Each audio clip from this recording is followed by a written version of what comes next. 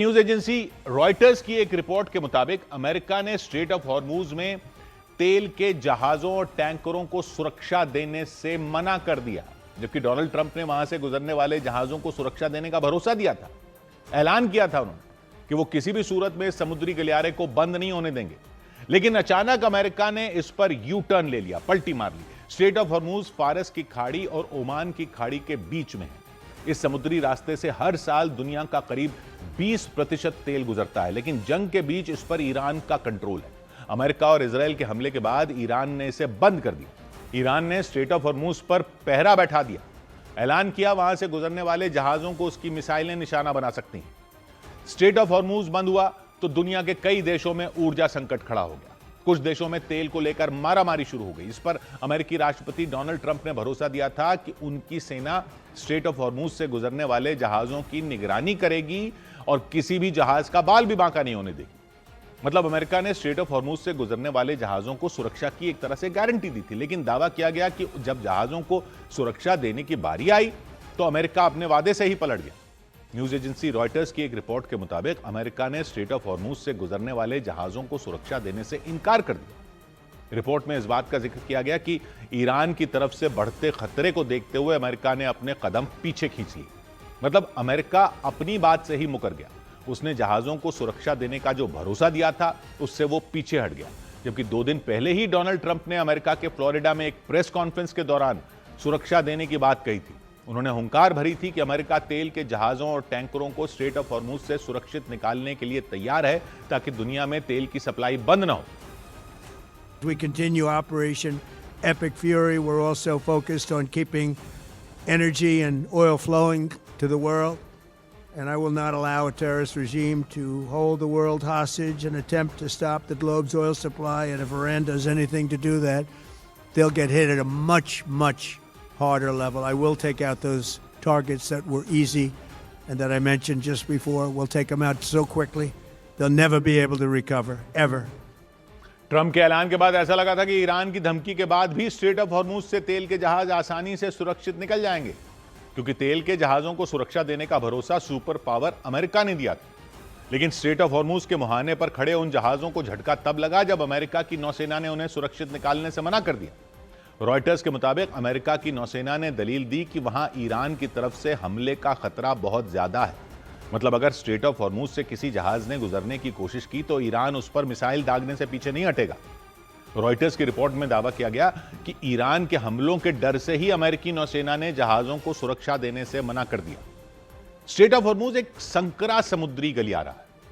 ये समुद्री गलियारा फारस की खाड़ी और ओमान की खाड़ी के बीच में, एक तरफ फारस की खाड़ी है, दूसरी तरफ ओमान की खाड़ी है। इसके उत्तर में ऊपर की तरफ ईरान है, उसके नीचे यानी दक्षिण में यूएई और ओमान है। मतलब स्ट्रेट ऑफ हॉर्मूज ईरान को ओमान और यूएई से अलग करता है। करीब 161 किलोमीटर लंबा है और सबसे संकरी जगह पर इसकी चौड़ाई सिर्फ 33 किलोमीटर रह जाती है, 33 से 39 किलोमीटर के बीच। इस समुद्री गलियारे से हर साल दुनिया का करीब 20% कच्चा तेल गुजरता है। सऊदी अरब, इराक, यूएई और कुवैत जैसे देशों का कच्चा तेल इसी रास्ते से एशिया जाता है, यूरोप जाता है, उत्तरी अमेरिका तक पहुंचता है।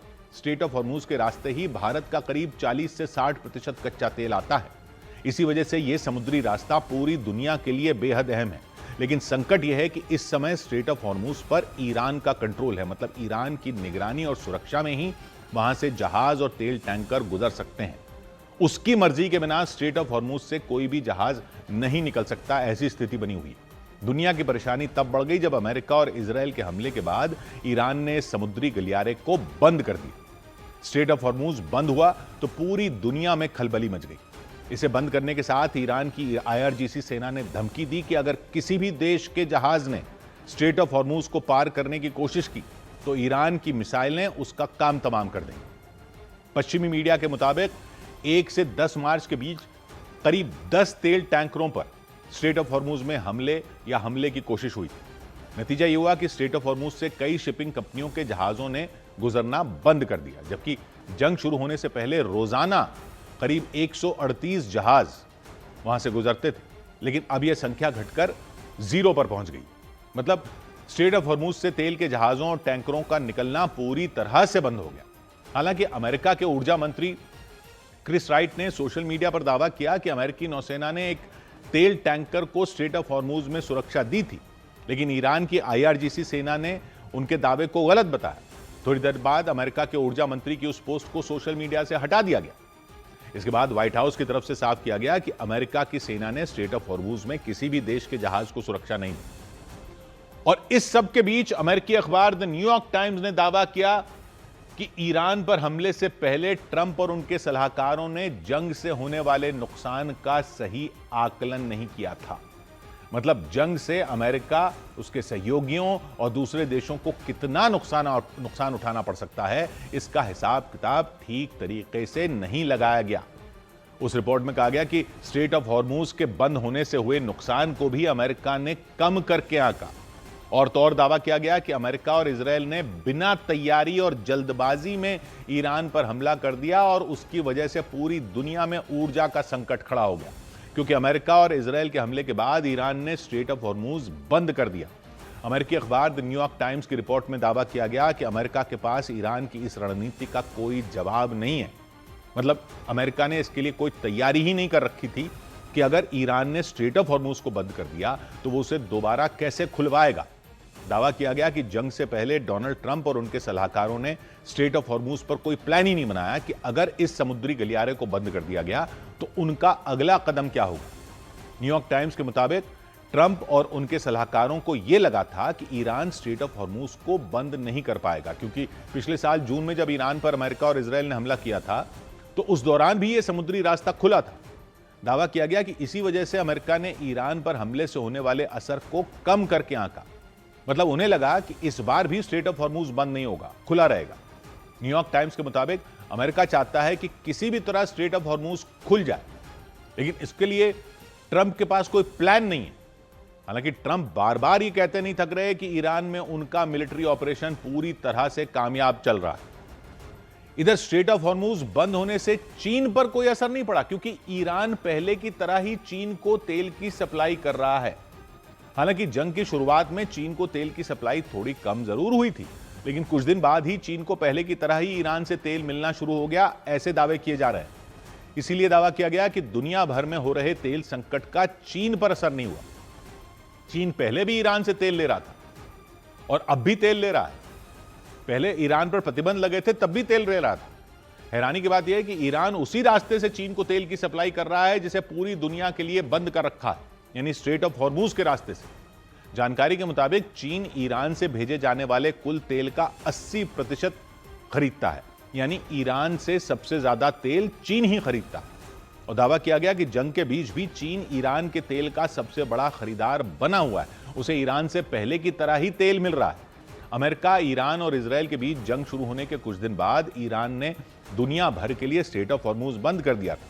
इसकी वजह से भारत समेत पश्चिम एशिया के कई देशों में तेल की सप्लाई होना बंद हो गई थी पश्चिम एशिया से, क्योंकि पश्चिम एशिया के सभी देशों में तेल की सप्लाई स्ट्रेट ऑफ हॉर्मूज से ही होती और ईरान ने इसी रास्ते को बंद कर दिया। लेकिन चीन को इससे छूट दी गई थी, क्योंकि जंग की शुरुआत से ही चीन ईरान के साथ खड़ा रहा। इसीलिए जब दुनिया भर के लिए हॉर्मूज का गलियारा बंद हुआ तब भी चीन को तेल की सप्लाई नहीं रुकी। दावा यह किया गया कि जंग के बाद ईरान चीन को करीब 1,17,00,000 बैरल तेल भेज चुका है, यानी जंग से पहले भी और जंग के बाद भी चीन ही ईरान के तेल का सबसे बड़ा खरीदार बना हुआ है और उसे बिना किसी रुकावट के ईरान से तेल मिलता रहा। इस बीच यह दावा भी किया गया कि जंग के दौरान चीन को ईरान से पहले से ज्यादा तेल मिला। जानकारी के मुताबिक फरवरी महीने में, यानी जंग से पहले, रोजाना ईरान से 20 लाख बैरल तेल चीन जाता था, लेकिन जंग के बाद यह निर्यात और बढ़ गया और चीन को ईरान से रोजाना 20 के बजाय 21 लाख बैरल तेल मिलना शुरू हो गया। यानी जहां एक तरफ पूरी दुनिया में तेल के संकट की वजह से हाहाकार मचा हुआ है, वहीं दूसरी तरफ चीन तेल का स्टॉक और जमा कर रहा है। दावा किया गया कि चीन के पास करीब 150 करोड़ बैरल तेल का स्टॉक है और इस स्टॉक को भरने में चीन पिछले 20 साल से लगा हुआ। अनुमान लगाया गया कि अगर कभी चीन में तेल की सप्लाई बंद हुई तब भी वो 100 दिन तक तेल की जरूरतों को पूरा कर सकता है। उधर दावा किया गया कि दुश्मन की कमर तोड़ने के लिए ईरान रूस के नक्शे कदम पर युद्ध को आगे बढ़ा रहा है, क्योंकि जिस तरह से रूस ने यूक्रेन को आर्थिक रूप से नुकसान पहुंचाने के लिए काला सागर का इस्तेमाल किया था, ठीक उसी तरह इस युद्ध में ईरान स्ट्रेट ऑफ हॉर्मूज का इस्तेमाल कर रहा है। ईरान की रणनीति वैसी ही है जैसी यूक्रेन के खिलाफ रूस ने अपनाई थी। रूस ने यूक्रेन के खिलाफ काला सागर को एक हथियार की तरह इस्तेमाल किया था। रूस की सेना काला सागर से गुजरने वाले यूक्रेन के जहाजों पर लगातार हमले कर रही थी, जिससे यूक्रेन का कोई भी जहाज वहां से गुजर ना सके। रूस और यूक्रेन की सीमा काला सागर से लगती है। उसके उत्तर में यूक्रेन है और उत्तर पूर्व में रूस है, और यह यूक्रेन की अर्थव्यवस्था के लिए बहुत अहम सागर है। यही वो समुद्री रास्ता है जहां से यूक्रेन दुनिया के दूसरे देशों के साथ कारोबार करता है।